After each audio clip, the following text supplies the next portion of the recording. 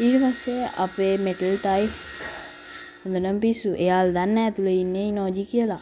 ඉනෝජි එකපාරටම එතනින් ඇදගෙන වැටලා එයාගේ මනසටම එයා ආයෙනවා.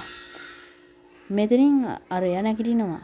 ඉතින් මෙටලුත් කියනවා අපි දැන් එයාලව ඉවරයක් කරමු කියලා. මෙතනදී ජුට්සුවක් කරලා මේ අරගොල්ලන්ට පාර දෙනවා. අපේ කට්ටිය නම් දැන් හැංගිලා තමයි ඉන්නේ අරගොල්ලන්ට පාර දෙන්න විදිහක් නැතුව. ඉතින් දැන් අපේ කට්ටිය බඩ බය තමයි මේ හැංගිලා ඉන්නේ. එකපාරට ස්ක්‍රෝල් එකක් එවන චොචි කියනවා ඔයා ඒක කරන්න කියලා. එයාට මතක් වෙනවා පරණ මතක. එයා ඒක දිගහැරලා එයා අඳින්න යද්දිම තමයි එයාට මතක් වෙන්නේ. එයාට කලින් පාරත් වැරදුනා නේද කියලා. ඊට පස්සේ උඩින් එන මෙටල් ඉතින් ඉනෝජිට ගහනවා. ඉතින් මෙතෙන්දී නම් අපේ කට්ටිය ෆයිට් එක පරාද වෙලා තමයි තියෙන්නේ. චිකඩායිටයි ඉනෝජිටයි චොයිචොයිටයි ඔක්කොම පරාද වෙලා අරගොල්ලොන්ට. මෙතෙන්දී අපිට පෙන්නනවා ඉනෝට සායි කියනවා අපේ පුතා පරාද වුණා කියලා. එහෙක එහෙම තමයි කියලා එයා කියනවා. දැන් අපිට පෙන්නන්නේ ක්ලාස් එකට අපේ හිමාවරිව එක්කන් ඇවිල්ලා. මෙයා තමයි චිත්‍ර තරඟයේ ජයග්‍රාහිකාව කියලා.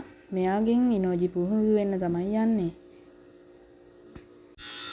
මෙතෙන්දී එයා කොහොමද ඇන්ද කියලා එයාට මතක් වෙන හැටියට එයා එක එක කොටස් දාලා ඇන්ද කිව්වට පස්සේ ඉනෝජි මතක් වෙනවා එයා නම් ඒවා තිබ්බ විදිහටමයි අඳින්නේ වෙනස් කරන්නේ කියලා එයාට මතක් වෙනවා. ඊට පස්සේ මෙයා හිමාවරිගෙන් මෙතෙන්දී ඒ චිත්‍ර අඳින්න ඉගෙන ගන්න තමයි යන්නේ. ඊට පස්සේ හිමාවරිගේ චිත්‍ර හුළඟ යනවා. ඉනෝජි බොරුටෝයි මෙයාව අල්ලගෙන මේ චිත්‍ර අල්ල ගන්න තමයි යන්නේ. චිත්‍ර එකපාරට අපිට පෙන්වනවා වතුර තියෙන තැනකට වැටෙන්න යන්නේ. බොරුටෝ එයාගේ කකුල් වලට චක්‍රා යොදවලා එතනින් ඇවිදලා ගිහිල්ලා ඒක ගන්න තමයි යන්නේ. ඉනෝජිට දැන් රේඛා වලින් චිත්‍රයක් ඇඳලා එයාට බේර ගන්න පුළුවන් වෙයිද කියලා චිත්‍රය එයා තැන්දී අඳිනවා. ඇඳලා ඒ ස්ක්‍රෝල් එකෙන් සමන් කරනවා සතෙක්ව. එතනින් ඒ සතා කුරුල්ලෙක් කියලා අපිට පෙන්නද්දී ආ උඩින් එන බොරුටෝ චක්‍රා දාලා එතනින් යනවා. හරි. ඊට පස්සේ එතනින් කට් කළා අපිට පෙන්නන්නේ හිමාවරි චිත්‍රය මෙතන සමන් කළා.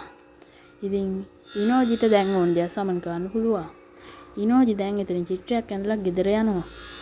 ගෙදර ගිහිල්ලා එයාගේ තාත්තටත් ඒක පෙන්නලා ඉතින් අද කතාව මෙතනින් ඉවර වෙනවා. කොහොමද අද කතාව හොඳයි නම් ලයික් එකක් දාන්න. අපේ channel එක subscribe කරන්න. හරි. කතාව අන්තිමට අපිට පෙන්නනවා ඒ චිත්‍රයේ හිටපු කට්ටිය දැන් නැහැ. හිමාවරිය එතෙන්දි කියනවා කමන්නේ එයාලා ඉන්න මගේ හදවතේ කියලා එයා එතෙන්දි සතුටු වෙනවා. ඊට පස්සේ ඉනෝජි එතනින් සමාව වෙන්න මං කරපු දෙයට කියලා සමාව ගද්දී ඒක කමක් නැහැ කියලා හිමාවරිය කියනවා. ඉතින් අද කතාව මෙතනින් ඉවරයි. goodbye.